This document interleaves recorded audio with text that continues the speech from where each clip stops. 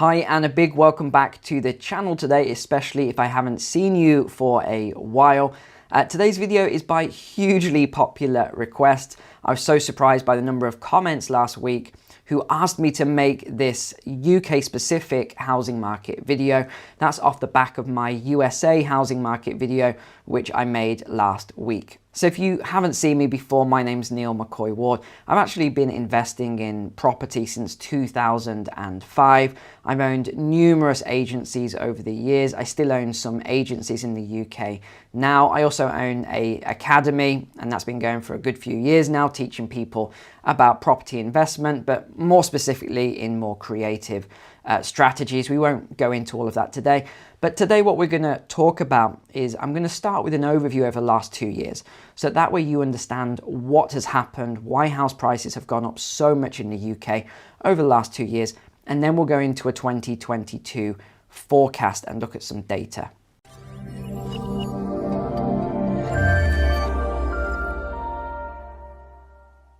So the house prices in 2020 throughout that single year, the rises were roughly 7.5% throughout the UK. That's average. And that took a lot of people, including myself, by surprise. Some of the top forecasters on the planet got that wrong. Even some of the statistics agencies got that wrong, including 2021, which is an even bigger surprise. So why don't we talk about that first and look at what happened in 2020. Why did house prices go up in a period of a recession where what they should have done was gone down dramatically, especially with the high unemployment? What happened was actually unheard of. So of course we had the pandemic, which began around December 19, but it didn't really hit us in the UK until the spring, just coming up to the springtime. So March of 2020, that's when it really started to drive home and cause a lot of damage. As a result, people went into panic and lockdown mode, and they had a lot of time on their hands. And what do people do when they have a lot of thinking time? They really reflect on their lives and think about what they want to do in the future. They think about their current housing situation, their work situation, which of course we've covered on other videos, the work issues right now and the Great Resignation. So this led to a lot of people then deciding, families in particular, that they wanted to have a change. A lot of single people in London, of course, left London. That depressed prices, caused a lot of issues for landlords. A lot of big cities as well. A lot of single people and workers just left. And for families, the other thing that happened was the house wasn't just a house anymore or a home anymore. It was also a workplace. It was a nursery for a lot of people. It was the place that you had leisure time. And a lot of people, including some people I know in central London, they looked out and said, I'm stuck in this house or this apartment and I can't do anything. I haven't even got a balcony. I haven't got a garden or any outdoor recreational space. So of course this drove a lot of people to what I refer to as the mass migration that I coined in 2020. And now you see this on a lot of statistical data, forecasting sites, is migrational data now. So this migration mainly occurred from some of the bigger cities, inner cities particular, to the suburbs and right further out into more rural areas. Of course, at the same time, we had this huge new demand on houses, causing lower inventory levels. So this is the absolute worst situation, really. Low inventory levels, so that's the number of houses and flats and everything else available for purchase. We then had record low interest rates, and we had extremely high demand, not just from families and people wanting to move, but investors as well. A lot of investors jumped on board to take advantage of the low rates, but I would say the worst part of it was the institutional investors. So the likes of some of the big banks and other financial institutions just buying up huge amounts of UK housing, again, making the situation even worse and pushing up these prices. Come 2021 then, I think most people, most economists, most forecasters, data agencies were completely shocked by what happened, because really what should have happened to the housing market in 2021 is a correction of anywhere from 15% and even deeper. That should have been what happened, but of course the central bank or the Bank of England came to the rescue, if you can call it that. I don't. And they stimulated the economy, so a lot more quantitative easing, money creation, lower interest rates, and of course this drove this frenzy which we're now seeing as a result. I'll actually go to the shared screen in a moment and show you that. But this resulted in house prices going up by 10% in a single year. And in fact, the number of transactions in 2021 was just unheard of, 1.5 million home sales in a single year. And of course, there were other contributing factors. We're talking about the low inventory, we're talking about the low interest rates, but we also had that stamp duty holiday. If you're not from the UK, it's basically a tax. It's called stamp duty that the government puts onto property purchases. People here hate it because it costs a lot of money additionally to buy property. We also had a lot of foreign investment. So huge investment from countries like Hong Kong and the Middle East and even Russia coming into the UK and just buying up property. A lot of the time, because I have certain clients, I speak to people and say, what are you going to do with these properties? And they say, nothing, we're just going to leave them empty. It's too risky to rent them right now because if the tenant doesn't pay and they won't leave, I'm in a big trouble. I don't want to deal with it. That to me is just insane, to have that level of wealth, that you can have all these $1 million properties in central London and just leave them empty.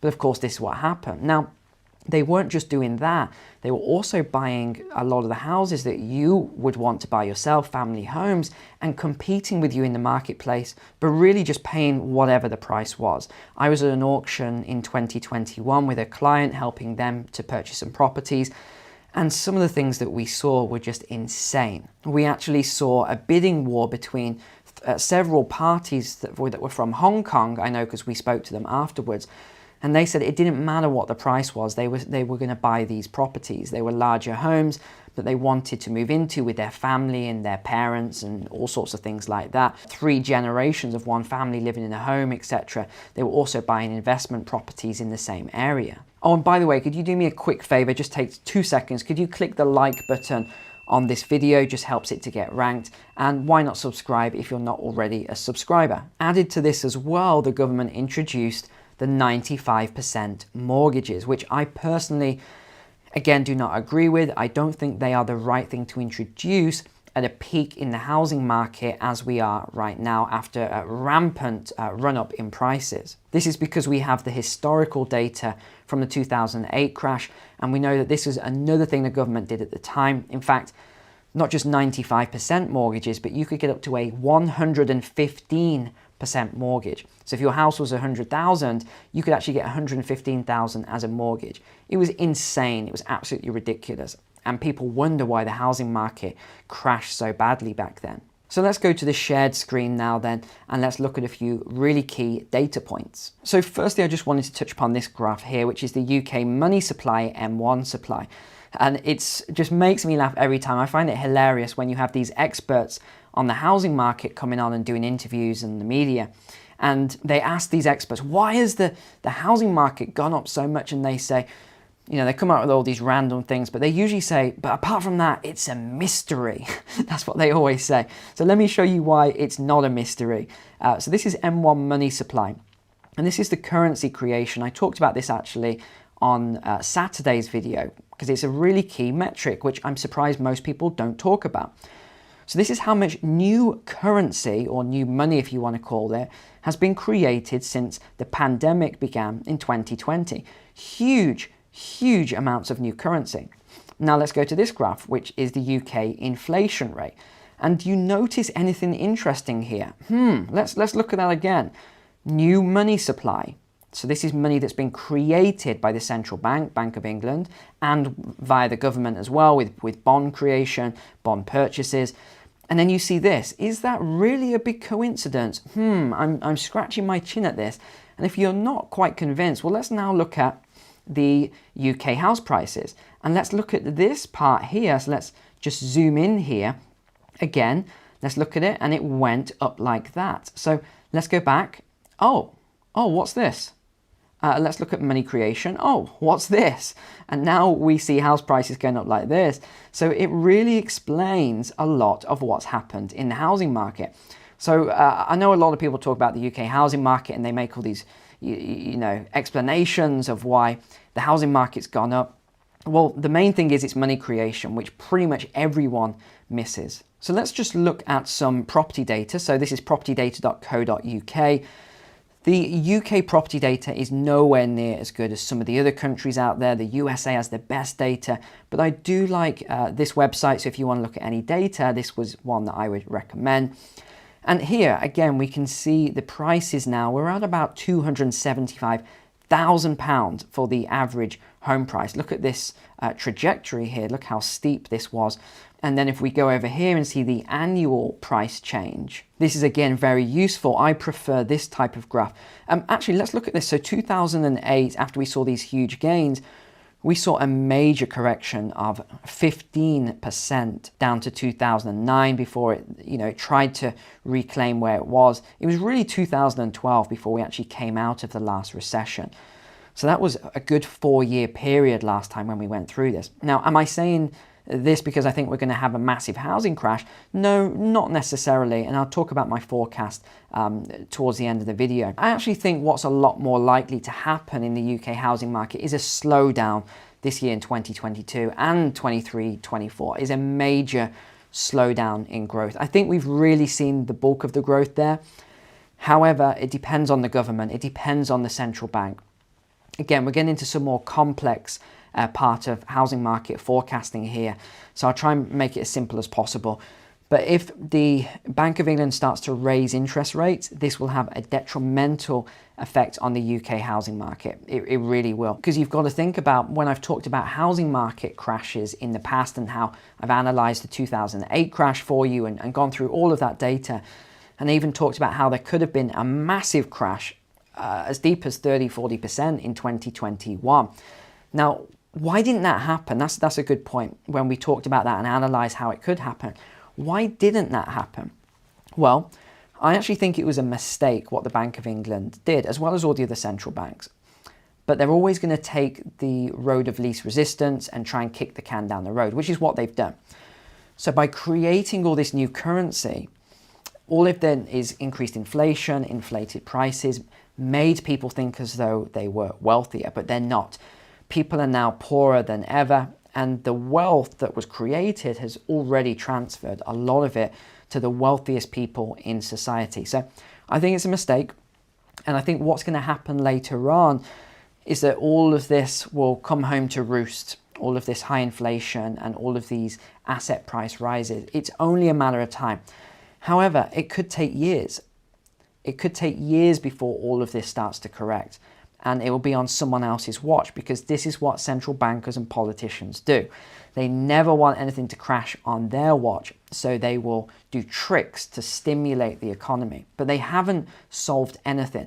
The only reason we didn't see a correction last year, when I believe we should have, I think we should have just let the economy go into recession. I know that's not a popular opinion, but I do think that's what we should have done. Because by not doing that, we've now created this monster. We have made the situation twice as bad as it would have been if we just let the markets, stock market, housing market, all the other markets, if we just let them correct last year. Yes, it would have been a very painful period. It would have been. But we're going through a painful period anyway. The whole world was. So I just don't think it was the right approach. And I think in the future now, we're going to have something occur that's going to be twice as bad as a result of all this currency creation. The risk that the central bank now has, or the UK economy has, is that if the Bank of England gets caught in a trap, which I think they're already in, where they have to start raising interest rates, this is going to make credit more expensive. It's going to make affordability lower as well. Let's talk about that in a moment. But also liquidity. Liquidity is important for banks to loan on mortgages and everything else. Why did mortgages slow down during the last recession? Because there wasn't much liquidity, lending tightened, and banks were a lot more strict on the criteria. Now, let's go to affordability, because this is a key metric, and what I said will happen, and it's inevitable. This is the metric that no matter what happens, this is inevitable. And this is that this will slow down housing market growth. It always does. It's never failed every single time that we've had these runaways. So what actually happens is that, let's say that your affordability is £100,000 pounds for a UK house. That's it. Maybe you probably won't get a house for that. You might get a flat or something like that. So 100,000 is your budget, unless you're up north and somewhere quite rural. You might get a house for that price. Now let's say that is the maximum that your bank or mortgage broker has calculated that you can afford. But that's of course based on today's interest rates.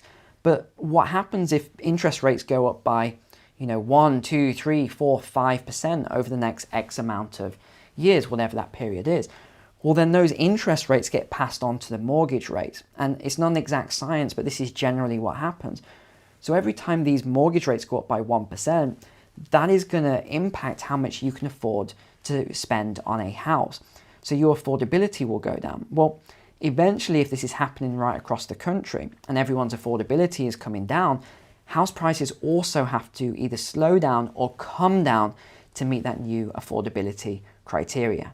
Okay, now the next thing I want to show you is pricing by region. And what I really find interesting about this, about 3 or 4 years ago, this was way before the pandemic, I said with my business partner that the North and the Midlands would see the greatest growth over the next decade.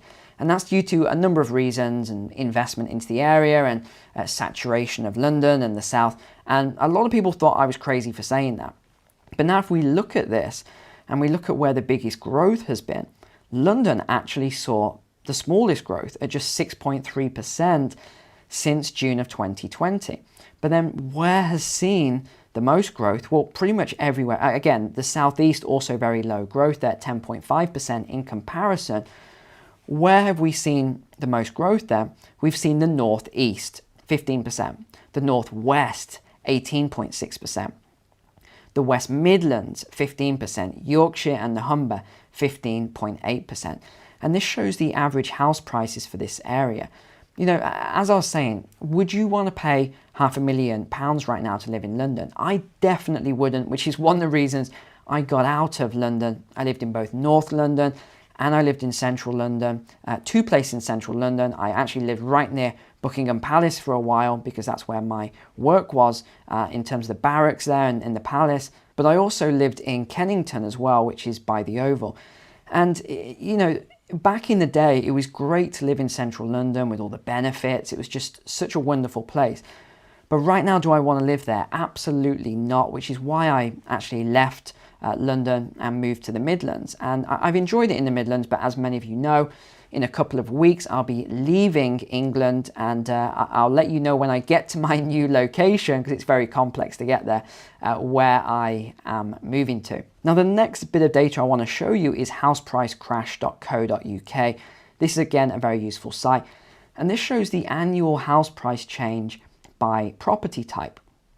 And if we look at this then, this is detached houses in blue, semi-detached in red, terraced houses, what's known as row houses in the US and Canada, in yellow, and then flats and masonettes in green. Again, in North America, you would call these condos. So if you look at this data here then, it shows the 2008 crisis. It matched very, very closely.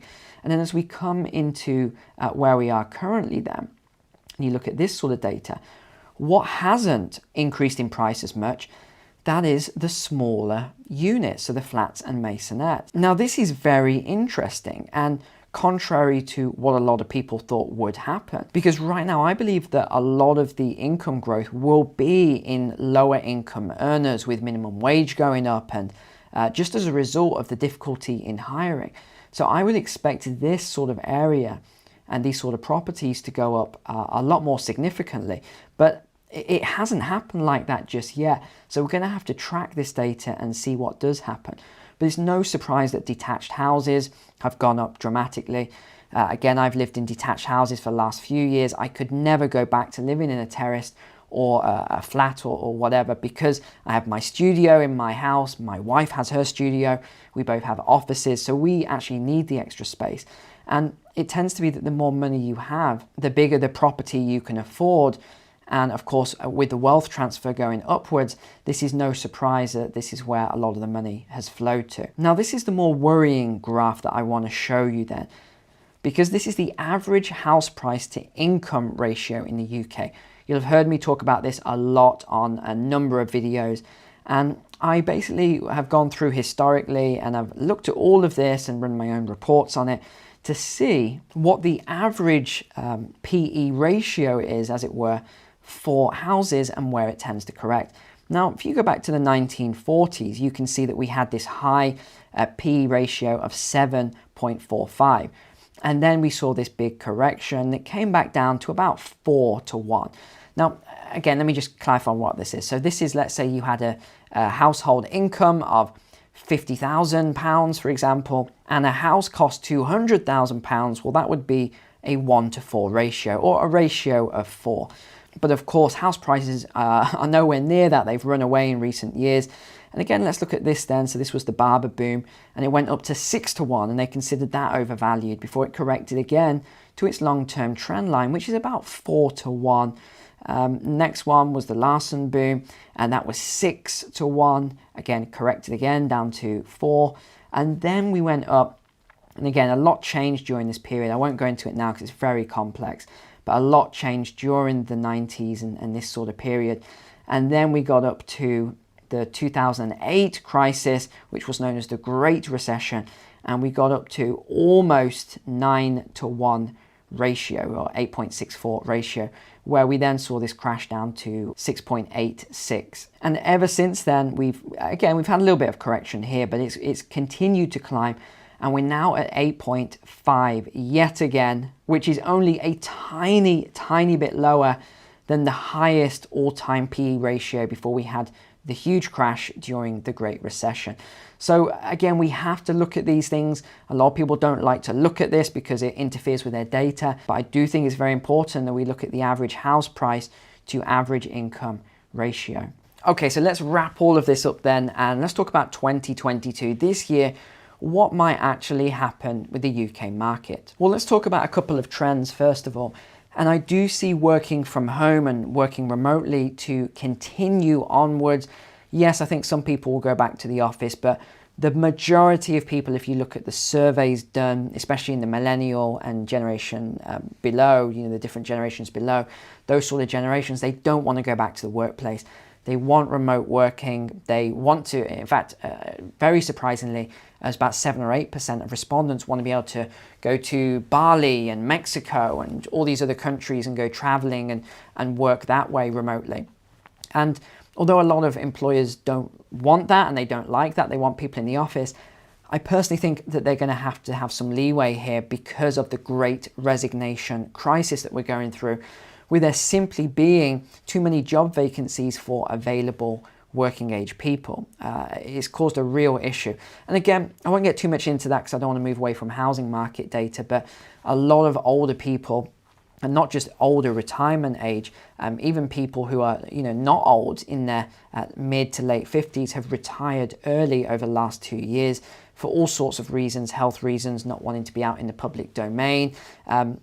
So all of these things are contributing. But in terms of home sales this year, then I don't think it's going to be 1.5 million like it was last year with the stamp duty holidays and everything else. I would expect it to be closer to 1.2, 1.25 million by the end of the year. I also don't think we're going to see 10% growth this year. I think if we don't have what's known as a black swan event or a crash for liquidity crisis reasons to the equity markets, I think we're probably just going to see somewhere in the region of 3 to 4% growth this year, maybe 3% next year, 3% the year after. I think it's going to be somewhere around this region. However, don't just assume this is what's going to happen. We could have another recession. I think it's very likely. We could have a dip in house prices as well because of interest rate rises. If this happens, if we have a lot of tightening of credit criteria, you could still definitely see a housing market correction, not just in the UK, but I'm talking about in most countries in the world, Europe, USA potentially, Canada, Australia, New Zealand. A lot of other countries could fall into this same trap if the liquidity just gets sucked out of the market with rising interest rates.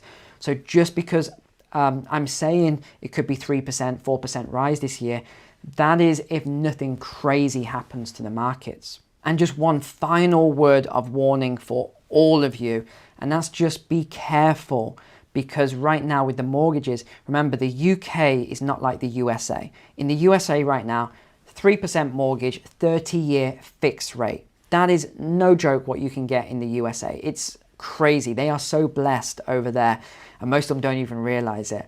It's crazy how good they've got mortgages and mortgage rates over there for the long-term fixed rates. The UK doesn't have that. I mean, you're lucky if you can get yourself a 3% 5-year fixed rate. You know, a lot of people are doing 3-year fixed rates at the moment, and again, the broker will always say to you, or the mortgage advisor, just do 1, 2, 3 years just to get this, and then refinance later, you'll get more money, better rates, etc. Just take it with a grain of salt, because as I've said before, if you look at what happened in the last recession, last housing crisis, what actually happened was rates went up, it pushed up the prices of mortgages. When the fixed rate ended, a lot of people couldn't refinance because the loan to value wasn't high enough, and they got stuck on these variable rate mortgages, which were just ticking up over time as the bank interest rates were rising.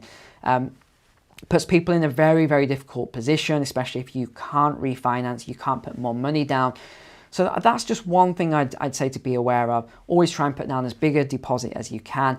Pay down your mortgage as much as you possibly can as well, in terms of monthly overpayments or an annual overpayment. That's certainly what I did on my home.